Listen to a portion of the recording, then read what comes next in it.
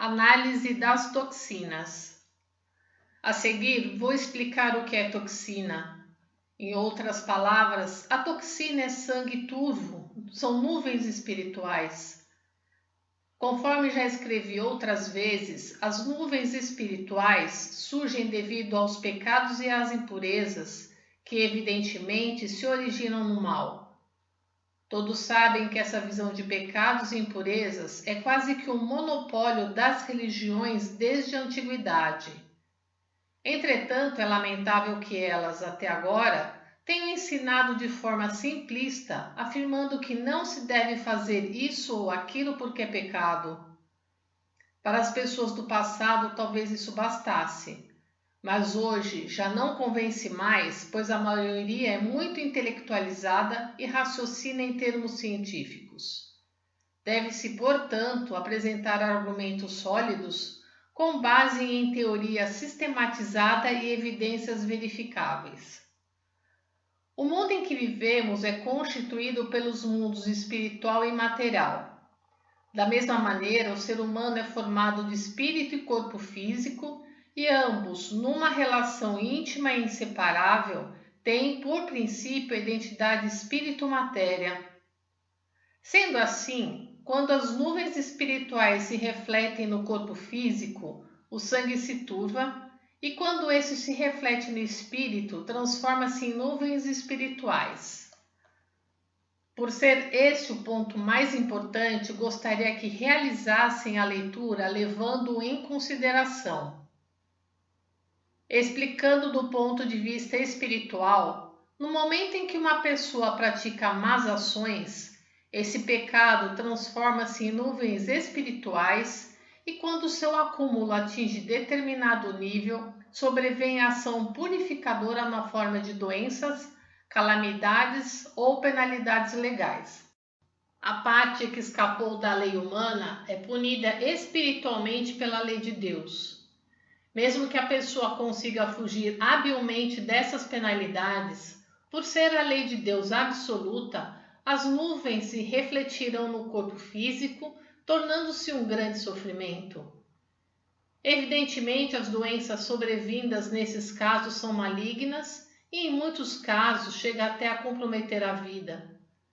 Quanto mais cedo o mal for punido, mais leve será o castigo, podendo-se compará-lo a dívidas que, quanto mais se demora a saldá-las, mais crescem devido ao cúmulo de juros.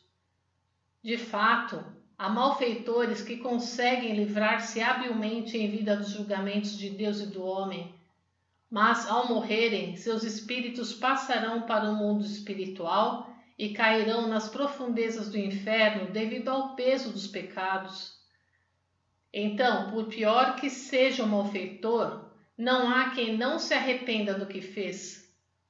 É exatamente como o inferno de incessante sofrimento citado no budismo, o fundo do inferno mencionado no shintoísmo, e no ocidente o purgatório descrito no volume sobre o inferno da Divina Comédia de Dante Alighieri. Trata-se de um mundo de trevas absolutamente sem luz e calor, onde o espírito nada enxerga, permanecendo congelado por centenas de anos. Por isso não há malfeitor, por pior que seja, que não venha a desistir do mal. Para as pessoas da atualidade, talvez seja difícil acreditar em situações como estas, mas gostaria que me dessem total crédito, pois são fatos que me foram transmitidos diretamente pelos espíritos por ocasião das pesquisas que realizei e posso garantir que não existe nenhum equívoco. Voltando ao assunto, a pessoa começa a sentir peso na consciência por ter praticado o mal e esse sofrimento já é uma leve purificação. Seria bom que nesse momento ela se arrependesse do que fez. Mas como dificilmente isso ocorre, a maioria das pessoas continua pecando. É claro que a quantidade das nuvens espirituais correspondente à maior ou à menor gravidade dos pecados. Há ainda fatores indiretos. Por exemplo, quando se faz alguém sofrer, a pessoa atingida se enfurece, sente ódio por aquele que lhe causou o sofrimento e esse sônen se transmite ao espírito do malfeitor como ondas de rádio por meio do elo espiritual, gerando nuvens em seu espírito. Ao contrário, quando a pessoa pratica o bem e alegra o próximo, o sentimento de gratidão do outro é transmitido de volta na forma de luz e as nuvens espirituais diminuem proporcionalmente. Além disso, quanto mais o bem for praticado de forma oculta, sem que o beneficiado saiba, maiores serão as bênçãos de Deus. Esta é a imutável lei dos céus. Já que o que vimos acima sobre o mundo espiritual é uma verdade absoluta, a única alternativa ao ser humano é crer e obedecer. Portanto, uma vez que as doenças e outros infortúnios são decorrentes da ação purificadora das nuvens espirituais, se o ser humano deseja ser feliz, ele deve deixar de fazer o mal, praticar o bem e esforçar-se para não nublar seu espírito. Passarei agora a falar sobre o aspecto material. O sangue turvo, que é a causa das doenças, obviamente tem origem nas toxinas medicamentosas. Todos os medicamentos são substâncias tóxicas, porém, durante muito tempo, eles vieram sendo erroneamente interpretados como um recurso benéfico pelo desconhecimento do fundamento de que a doença é uma ação purificadora. Baseado na minha experiência, desejo apresentar o princípio sobre a toxina medicamentosa. Há casos em que ocorre a reincidência da doença depois de algum tempo, mesmo em pessoas que já tinham se restabelecido por meio do Odiorei. Chamo a isso de repurificação. O motivo é que, no início, com o recebimento do Odiorei, ocorre a eliminação somente das toxinas já em processo de dissolução e com isso o doente melhora por um tempo. Entretanto, logo que ele retoma suas atividades, já com vigor razoável, surge uma ação purificadora mais intensa. Resumindo, com a purificação, a pessoa ganha saúde e com esta surge a purificação. Pela repetição desse processo é que gradativamente se restabelece a saúde. Assim sendo, no caso da repurificação, por ser o processo relativamente mais intenso, ocorre em febre alta e tosse intensa para eliminar catarro antigo e solidificado, sendo isso perceptível pela densidade deste e pelo odor de medicamentos. Obviamente, há ainda a perda de apetite, enfraquecimento do corpo, etc., podendo às vezes a pessoa partir para o outro mundo. De acordo com as estatísticas, até hoje essa proporção é de 7%. Portanto, 93% das pessoas tornaram-se totalmente saudáveis e ativas com o Odiorei. Com relação a esses maravilhosos resultados de cura de doença, o fato ainda mais surpreendente é que a maioria que nos procura são doentes em estado grave, a um passo da morte, já que se submeteram a diversos tratamentos médicos, populares, religiosos, etc., sem alcançar a cura. Os resultados obtidos são tão maravilhosos que talvez seja difícil acreditar. A propósito, no caso dos 7% de pessoas que tiveram resultados insatisfatórios, a causa, sem exceção, foi a grande quantidade de toxinas medicamentosas ingeridas.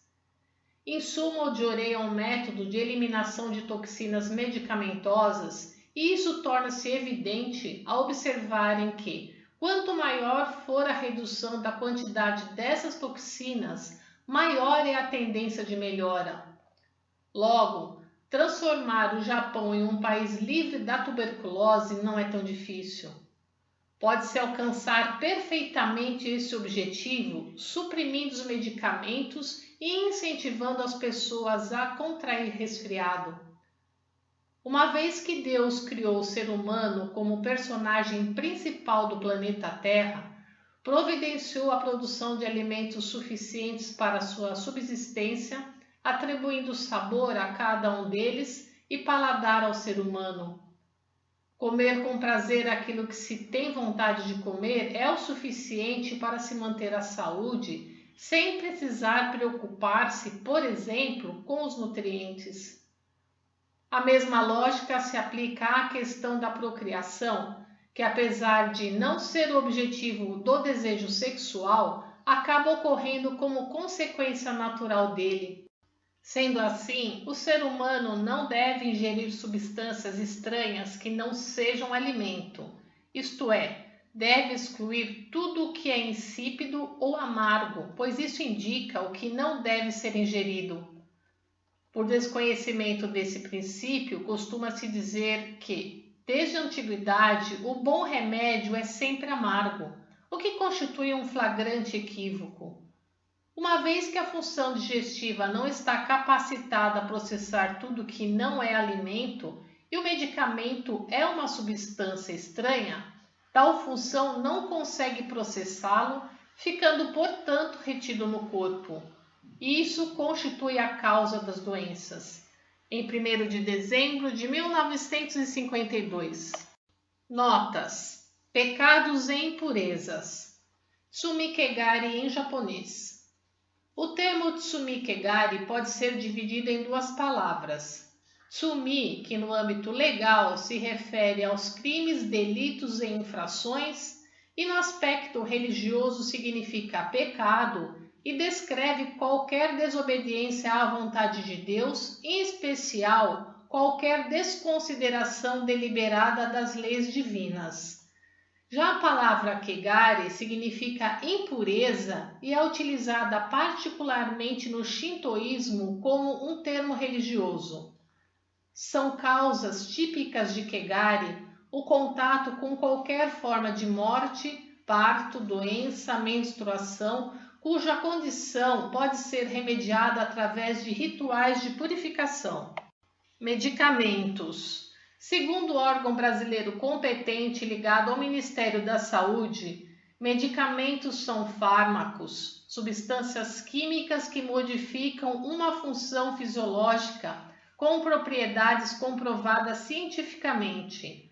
Os fármacos estão presentes não apenas nos medicamentos, mas também nos cosméticos, produtos de higiene, agrotóxicos, aditivos alimentares, medicamentos veterinários.